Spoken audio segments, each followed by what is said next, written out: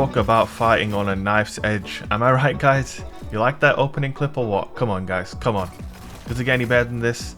Actually, it does. We're talking about the god roll nature of the beast that I was really lucky to actually get. You see the perks here on the screen right now. Quick draw and rangefinder.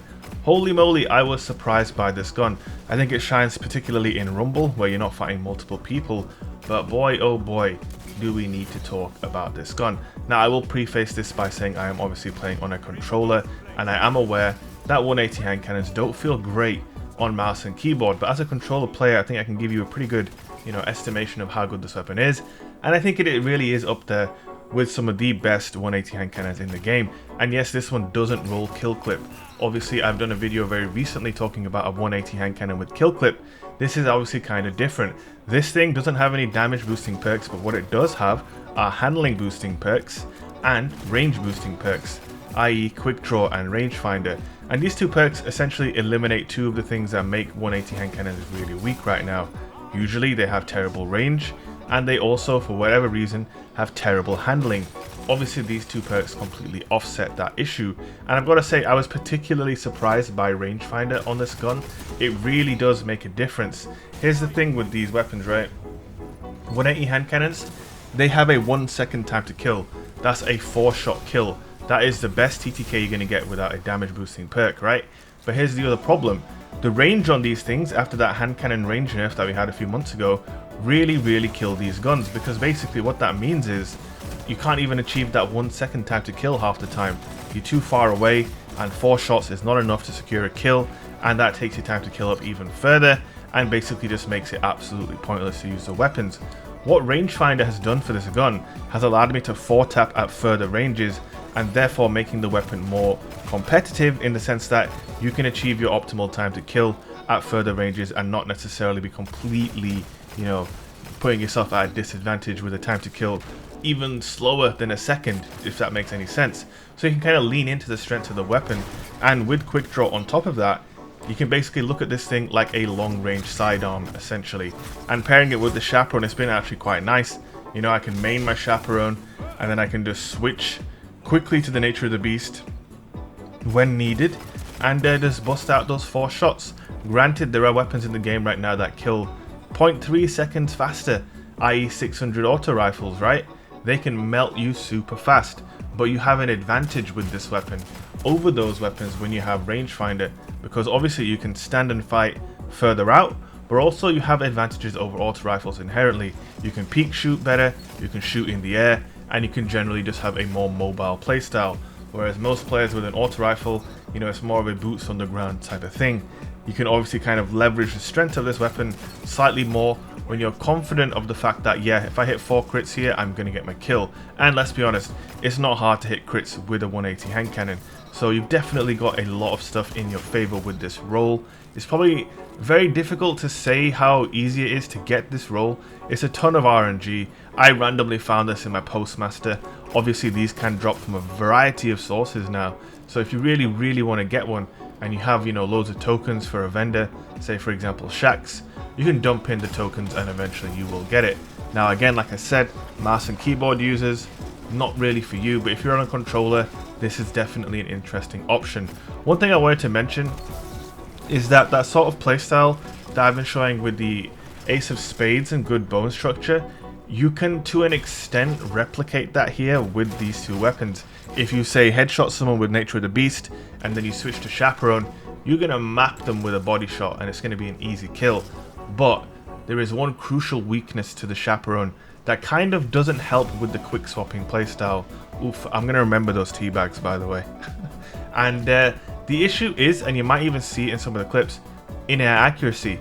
Obviously when you headshot someone with your hand cannon, you then want to pursue your enemy and finish him off, and that might lead to you jumping to close the gap.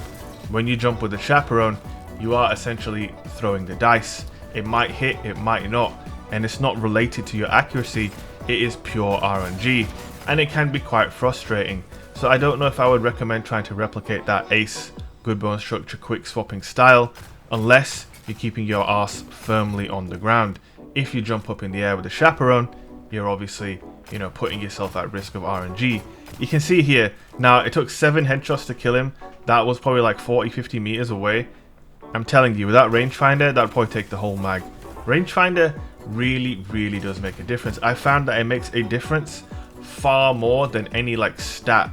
So if you have like a high range stat on the hand cannon, it still won't be as good as one of these with rangefinder. It really does make all the difference. And I think the increased zoom as well, the increased zoom factor, definitely helps this gun because it allows you to zero in on your targets just a little bit better and just perform that much more consistently. Now, strangely enough, I did have an Icarus grip on the Nature of the Beast here, just because I found every now and then my shots were whiffing in the air, and 180s do have intrinsically good inner accuracy, but it's not perfect. With this, it is basically perfect, and you can confidently engage from the sky with this gun and have a really good time. I did say I would remember. I did. And yeah, so this playstyle, Chaperone, Nature of the Beast with quick draw rangefinder, it is pretty nice. Now, would I use this in something like Trials of Osiris? Probably not, just because you don't want to be going in there with a 1 second TTK weapon. You're just putting yourself at a big disadvantage. Everybody is going to be rocking an auto rifle, and if not an auto rifle, they're rocking a hand cannon, and not regular hand cannon, or sorry, a regular hand cannon, not one of these. So a dire promise, a spare rations, etc, etc. Can this thing hang with a spare rations? Not really. But another thing I wanted to mention about this weapon and 180s in general, this is a tip for all of you guys who are going to be trying to use these guns: run high mobility, especially if you're on a controller. To be honest, if you're not on a controller, you shouldn't even be trying this gun. I don't think you can make it work. From everything I've heard, it just does not work on a mouse and keyboard. But my point here is about strafe speed.